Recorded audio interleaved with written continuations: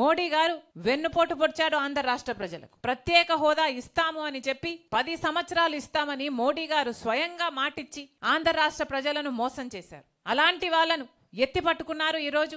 అలాంటి వాళ్ళతో పొత్తులు పెట్టుకున్నారు ఈరోజు టీడీపీ అయినా జనసేన అయినా. ఇది ఎక్కడి న్యాయం అని అడుగుతున్నాం. నిన్న మోడీ గారు వచ్చారు, ఇదే విశాఖపట్నానికి వచ్చారు. ఒక్క మాటైనా మాట్లాడారా అండి? ప్రత్యేక హోదా గురించి మాట్లాడారా? లేకపోతే విభజన హక్కుల్లో ఒక్క వాగ్దానమైనా నిలబెట్టుకుంటామని చెప్పారు. ఉత్తరాంధ్ర రాయలసీమకు స్పెషల్ ఎకనామిక్ ప్యాకేజు మన హక్కు, ఒక్క మాటైనా మాట్లాడారా? కడప స్టీల్ ఫ్యాక్టరీ మన హక్కు, ఒక్క మాటైనా మాట్లాడారా? మన బిడ్డలకు ఉద్యోగాలు 2 కోట్లు ఇస్తామన్నారు సంవత్సరానికి, మన బిడ్డలకు 1 లక్ష కూడా ఇవ్వలేదు. ఒక్క మాటైనా మాట్లాడారా? విశాఖ స్టీలును కాపాడుతాము, విశాఖ స్టీలు ఆంధ్ర రాష్ట్రానికి చాలా ముఖ్యము అని ఒక్క మాటైనా, ఒక్క అష్యూరెన్స్ అయినా ఇచ్చారా? అలాంటి వాళ్ళ గురించి ఎంతో గొప్పలు చెప్తున్నారు ఈ రోజు టీడీపీ జనసేన వాళ్ళు. వైసీపీ ఏం తక్కువ తినలేదు. జగన్మోహన్ రెడ్డి గారు ఒక పక్క టీడీపీ సక్రమ సంబంధం పెట్టుకుంటే, జగన్మోహన్ రెడ్డి గారు అక్రమ సంబంధం పెట్టుకున్నారు అదే బీజేపీ పార్టీ. ఈ రోజు జగన్మోహన్ రెడ్డి గారిని ప్రశ్నిస్తున్నాం. మోడీ గారు మన రాష్ట్రానికి వచ్చారు, ఒక్క మాట ప్రత్యేక హోదా గురించి మాట్లాడలేదు, విశాఖ స్టీల్ గురించి ఒక్క మాట అష్యూరెన్స్ ఇచ్చి పోలేదు.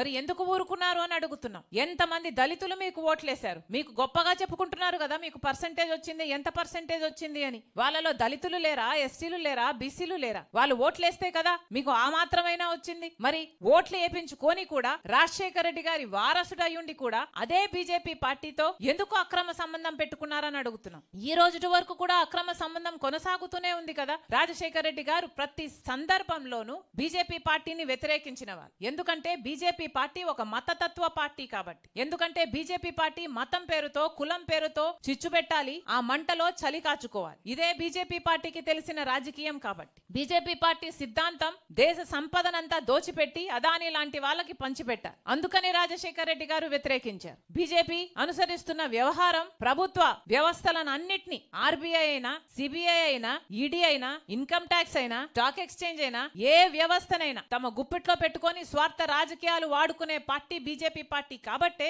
రాజశేఖర రెడ్డి గారు ఆ రోజు నుంచి వ్యతిరేకిస్తూ వచ్చారు. మరి అలాంటి రాజశేఖర రెడ్డి గారి కొడుకై ఉండి జగన్మోహన్ రెడ్డి గారు అదే బీజేపీ పార్టీకి ఎందుకు కొమ్ము కాస్తున్నారు? అదే బీజేపీ పార్టీకి ఎందుకు గులాంగిరి చేస్తున్నారు? వీళ్ళ రాజశేఖర రెడ్డి గారి వారసులు. మళ్ళీ చెప్తున్నాం, ఈ రోజు బీజేపీ పార్టీకి వ్యతిరేకంగా రాజశేఖర రెడ్డి బిడ్డలలో ఎవరైనా నించున్నారు అంటే అది ఒక్క షర్మిలారెడ్డి మాత్రమే. మళ్ళీ చెప్తున్నాం, ఈ రోజు ఆంధ్ర రాష్ట్రంలో ఏ పార్టీ అయినా బీజేపీ పార్టీకి వ్యతిరేకంగా నించుంది అంటే అది ఒక్క కాంగ్రెస్ పార్టీ మాత్రమే. మళ్ళీ చెప్తున్నాం, ఈ దేశంలోనే బీజేపీ పార్టీని వ్యతిరేకిస్తున్న ఏకైక అలయన్స్ ఏదైనా ఉంది అంటే అది ఒక్క ఇండియా బ్లాక్ మాత్రమే. ఇదే బీజేపీ పార్టీ అధికారంలో కొనసాగితే రాజ్యాంగాన్ని మార్చే ప్రమాదం ఉంది. ఇదే బీజేపీ పార్టీ అధికారంలో కొనసాగితే రిజర్వేషన్లు రూపుమాపే ప్రమాదం ఉంది. ఇదే బీజేపీ పార్టీ అధికారంలో ఉంటే దేశ సంపదను మొత్తం అదాని లాంటి వాళ్లకు దోచిపెట్టే ప్రమాదం ఉంది. మన దేశాన్ని రక్షించుకోవాలంటే ఈరోజు కాంగ్రెస్ పార్టీ అవసరం. రాజ్యాంగాన్ని రక్షించుకోవాలి అంటే ఈరోజు కాంగ్రెస్ పార్టీ అవసరం. మహాత్మా గాంధీని,